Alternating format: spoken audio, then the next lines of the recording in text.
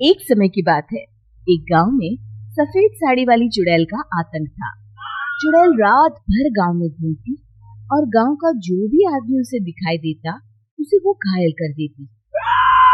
अरे कोई तो बचाओ, मर गया रे।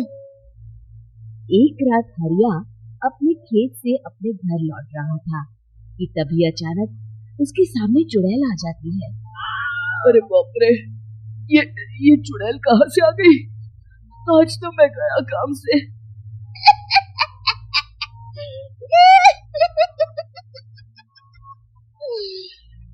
आज मुझे मेरा शिकार मिल गया। अरे चुड़ैल दीदी, मुझे छोड़ दो। जैसे ही चुड़ैल हरिया की तरफ बढ़ती है, हरिया वहाँ से भाग जाता है और अपने घर के दरवाजे पे पहुँचता है। अरे भगवान, जल्दी से दरवाजा खोलो, तेरे पीछे चुड़ैल पड़ी है। हरिया की पत्नी जल्दी से दरवाजा खोल देती है। अरे आप इतना हाफ क्यों रहे हैं? अरे मेरे पीछे चुड़ैल पड़ी है, आज तो मैं बाल बाल बच गया। जल्दी से सभी दरवाजे और सभी खिड़कियों को बंद करके बत्ती बुझा दो। चुड़ैल हरिया के घर के पास पहुंच जाती है। अरे वो आदमी कहाँ गायब हो गया?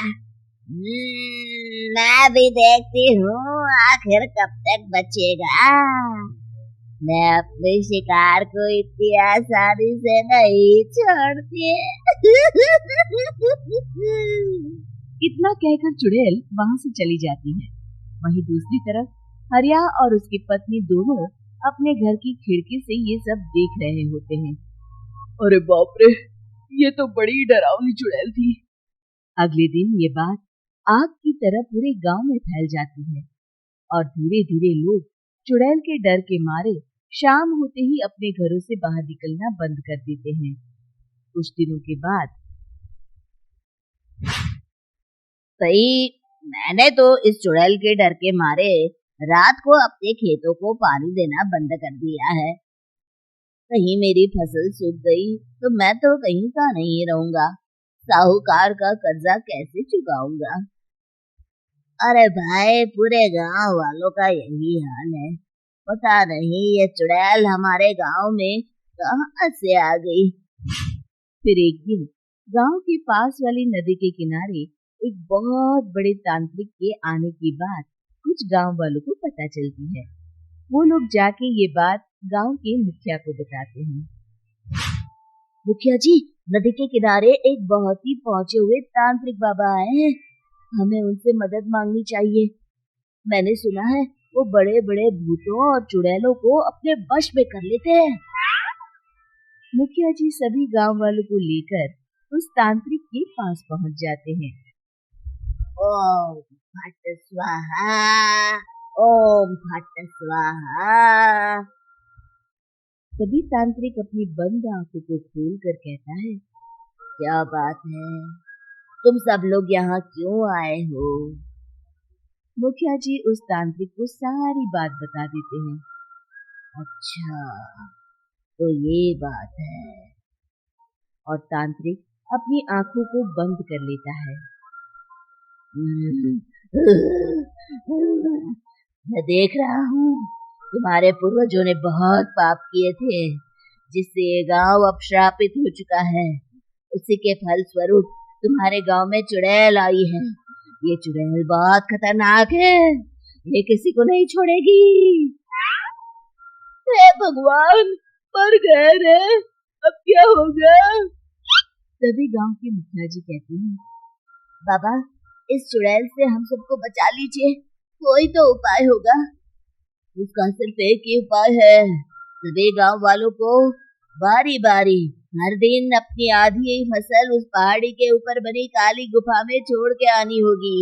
तभी उस चुड़ैल की भूख मिटेगी और श्राप का प्रभाव खत्म हो जाएगा और तुम सब जिंदा बच जाओगे।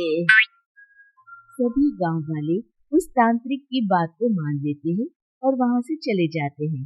फिर अगले दिन से रोज उस गांव के लोग बारी बारी से अपनी आधी फसल उस काली गुफा के पास जाकर रखाते।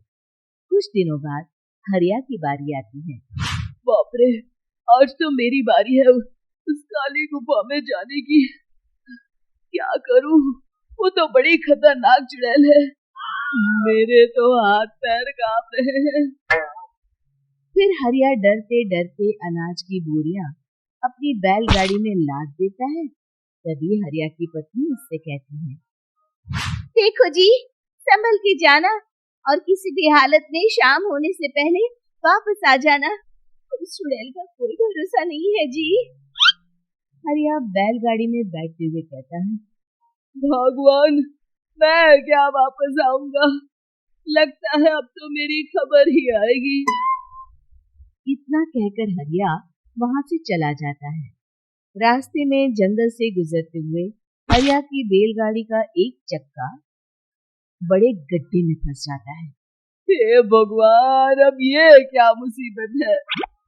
हरिया नीचे उतर के पूरी ताकत से अपनी बैलगाड़ी को गड्ढे से निकालने की कोशिश करता है।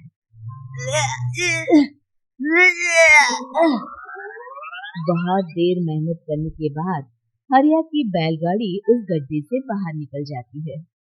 हे भगवान, अब तो शाम होने वाली है। आज तो मैं गया काम से।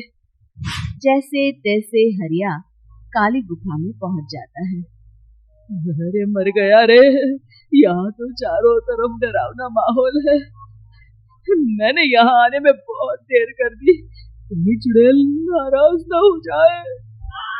हरिया अनाज की बोरियां वहां रख के जैसे ही जाने लगता है, तभी उसे किसी के आने की आवाज सुनाई देती है। हरिया एक कोने में छुपकर अंदर देखने लगता है। चुड़ैल वहां आती है और फिर अपने चेहरे से नकली चुड़ैल का मुखौटा निकाल देती है। हरिया ये देख के हक्का बक्का रह जाता है। तभी चुड़ैल कहती है, भैया यहाँ आना, आज तो बहुत अनाज आया है। इसे मिलाकर अब हमारे पास ढेर सारा अनाज जमा हो गया है। कल ही हम इसे शहर में बेच आएंगे और माला माल हो जाएंगे। तभी अंदर से नदी के किनारे वाला तांत्रिक बाहर आता है। अरे, ये तो तांत्रिक बाबा है। हाँ, अब तो हम दोनों की जिंदगी मजे में कटेगी। गांव वालों को बेवकूफ बनाना इतना भी मुश्किल नहीं था। लोग तो तुम्हें सच में असली चुड़ैल समझते हैं। हाँ, तुमने सही कहा। अब ये गांव वाले चुड़ैल के डर से जिंदगी भर इस काली गुफा में अनाज पहुंचाते रहेंगे। अच्छा, तो ये बात है। ये दोनों पूरे गांव वालों को बेवकूफ बना रहे हैं। अभी जाकर सबको बताता हूँ। हरिया उन दोनों की पूरी बातें सुन लेता है और जल्दी से वापस गांव में आता है। गांव वालों को पूरी बात बता देता है। इससे पहले वो दोनों हमारा अनाज लेकर शहर जाए, हमें उन दोनों को पकड़ना होगा। उधर दूसरी तरफ नकली तांत्रिक और नकली चुड़ैल बनी औरत एक बड़ी गाड़ी में सारा अनाज लाद के वहां से निकलने की तैयारी कर रहे होते हैं। जल्दी करो, इससे पहले हमें कोई देख ले। हमें यहाँ से निकलना होगा। और तभी वो दोनों देखते हैं कि सामने से सभी गांव वाले अपने अपने हाथों में मशाल लेके आ रहे हैं। दोनों बुरी तरह डर जाते हैं। रुक जाओ, तुम दोनों का भांडा फूट चुका है। अरे मर गए रे, ये गांव वाले कहाँ से आ गए? तुमने क्या सोचा इतनी आसानी से यहाँ से निकल जाओगे? ये अनाज हमने अपने खून पसीने से दिन रात खेतों में मेहनत करके उगाया है। दोनों मुखिया जी के पैरों में गिर जाते हैं। हमें माफ कर दीजिए, हम दोनों एक नंबर के कामचोर हैं। बिना मेहनत किए पैसे कमाना चाहते थे। हाँ हाँ, अब हम आगे से मेहनत मजदूरी करके पैसे कमाएंगे। हमें कुछ मत करना, हमें छोड़ दीजिए। इतना कह के दोनों गांव छोड़ के भाग जाते हैं और सभी गांव वाले फिर से खुशी खुशी रहने लगते हैं। शिक्षा। तभी तो कहते हैं कि किसी भी समस्या का समाधान केवल सूझबूझ से ही करना चाहिए और कभी हिम्मत नहीं हारनी चाहिए। दोस्तों, हमें उम्मीद है कि आपको हमारी ये कहानी पसंद आई होगी। कृपया हमारे चैनल को सब्सक्राइब करें और सभी अपडेट्स के लिए बेल आइकन जरूर दबाएं। और हाँ, वीडियो लाइक और शेयर करना मत भूलिएगा। Bye bye.